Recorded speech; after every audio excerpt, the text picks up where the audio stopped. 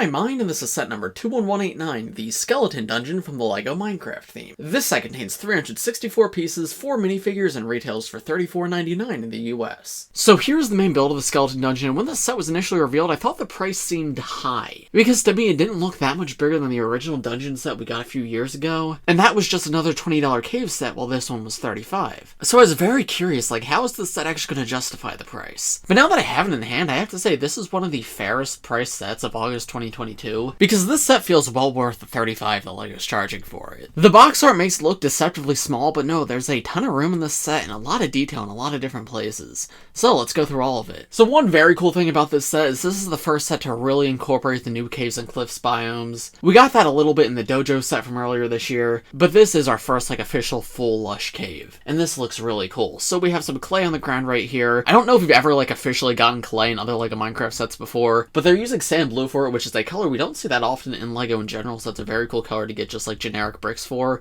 and it works pretty well for clay. You have this water coming down right here and a few drip leaves. Some of them are in the water, some of them are out of the water, and they do a pretty good job representing how drip leaves actually work in actual Minecraft, because the way they're put together, you can actually have them fall down. So if you imagine your player character standing on them, you can slowly fall over until the player character drops. Obviously, visually, the look of these is far from perfect, but I think they did a pretty good job of balancing the visual look of these with the actual gameplay mechanics, and I like that they are actually able to tilt down like they do in the games. Coming up to the source of that waterfall, you can see there's some more clay up here, one more drip leaf. Oh, and I guess I didn't mention there's multiple sizes for the drip leaves. There's a small one and a tall one, and the tall one uses one of the candle pieces in bright green to be that stem extender. Not sure we've ever gotten that piece in that color before, but it's a very cool recolor. But yeah, back up at the top, you have another drip leaf and a torch right here. These drip leaves can be very easily removed if you want to move them elsewhere if you want. And that leads up to a mossy area where you have these azalea bushes. This entire section is really pretty. I know the moss is literally just solid green, but something about that just looks so cool and so full of life. Because typically in LEGO Minecraft, we see the green on top of the brown to represent grass. So it's cool to see that changed up to represent the moss. It adds just such a great splash of life into the build. I really love that. Before moving away from this area entirely, you can see there's a little spore blossom right here coming down from the bottom of the clay. There's also a few vines growing up the sides of the wall, but back up to the top you can see that mossy area transitions into a little Dripstone Cave area, and this is another all-new biome for this set. And wow, I absolutely love the aesthetic here. I'd love to see a full set in this style, not just a corner of a set. But yeah, you can see there's these pointed dripstone spikes coming off these blocks right here, as well as some going downward. And looking below, once again, you have a few up, a few down, and there's one that actually connects from the top bit to the bottom bit, and I think that especially is really cool looking. There's a copper ore right here, which is removable.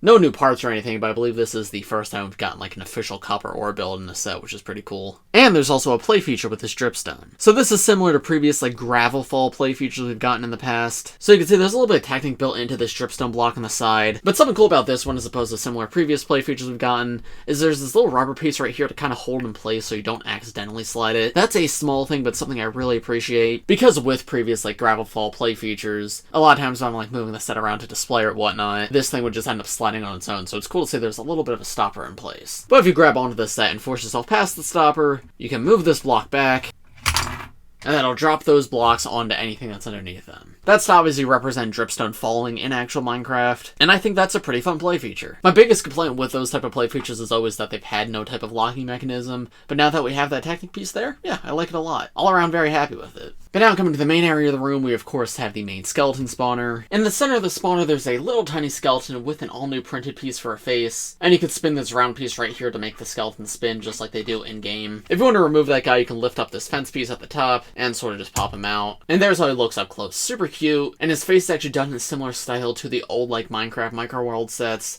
So if you still have those on display and you want to add a skeleton to them, you could probably use the extra piece that comes in the set to make a skeleton in that style. And I think that's really cool. It's kind of like a throwback to LEGO Minecraft's history. You can also see the entire spawner can be taken off pretty easily if you want to imagine your player character destroying it. But now putting that back on, it's pretty barren around it. There's a few dark green tiles to represent that this is mossy cobblestone, not just normal cobblestone. But there's plenty of room to pose all the different figures that come in this set. And then in the very back of the room, there's another play feature, and this one I think is supposed to be the main focus of the set. So this play feature is how you can imagine the skeleton spawning. And this is similar to the Batman transformations we've gotten in LEGO Bat Caves in the past, where essentially this wall rotates to an identical looking wall, but the figure standing on the inside changes. So you'd have your player character walk up to the spawner, and then all of a sudden, boom, a skeleton's here. That's actually a lot of fun just to flip this back and forth. And then once the skeletons spawn, you can remove him, obviously put him out like into the main dungeon area. And then if you want, you can come around to the back and load a new skeleton up. And then boom, another skeleton spawns. Move that one out of the way, and then you can load the final skeleton up. And if you have your own figures, you can just repeat this as many times as you want. There you go, boom, final skeleton spawns. Now that's a play feature that I absolutely adore. A lot of times I feel like LEGO Minecraft doesn't have ideas for play features, so most of the play features end up just being things exploding or falling. So the whole spawning play feature is really cool, incorporates into the build so well. It doesn't take away from the look of the build at all, and it's super satisfying just to flip that door and watch a skeleton pop out. Doing a little slower, here's how it looks on the back end. There's two sections, a left and the right section. You can see the right section is the one that's hidden right now. So I'd push on this part of the door and it would rotate it. And there you go, now the left section is accessible from the outside, and the right section is what's shown on the inside, but when I'm ready I can turn that back again.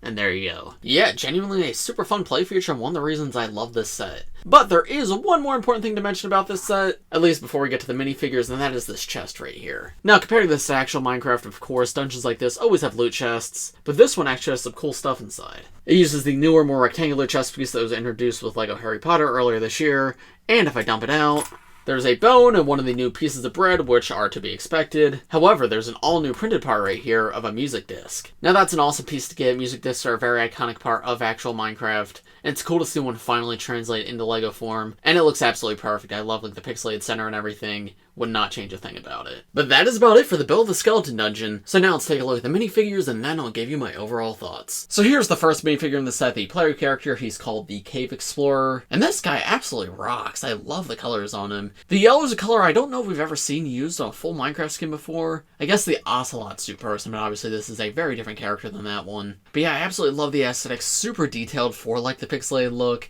I like the teal printing on top and a little bit of metallic printing too. He's obviously supposed to be in some sort of cave exploring outfit because he's got that light on the top of his head, and then it looks like he's got like a backpack on and everything.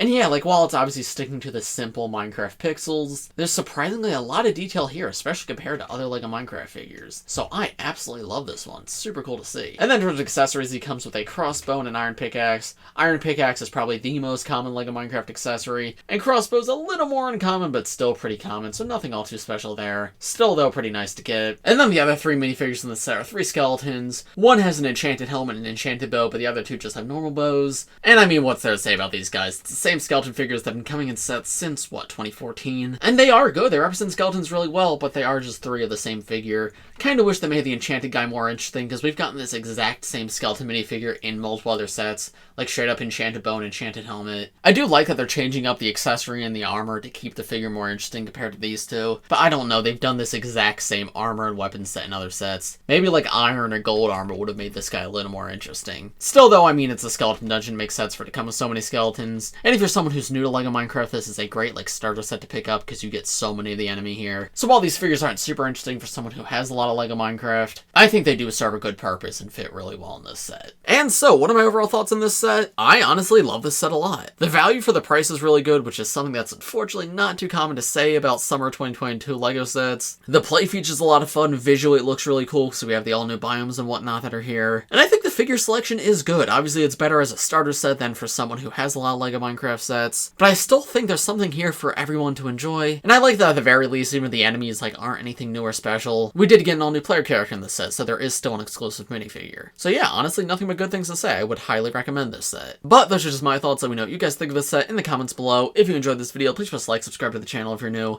I do LEGO videos just like this one almost every day, so if you subscribe, you'll be the first to see them. Thanks for watching, everybody, and I will see you all in the next one. Bye!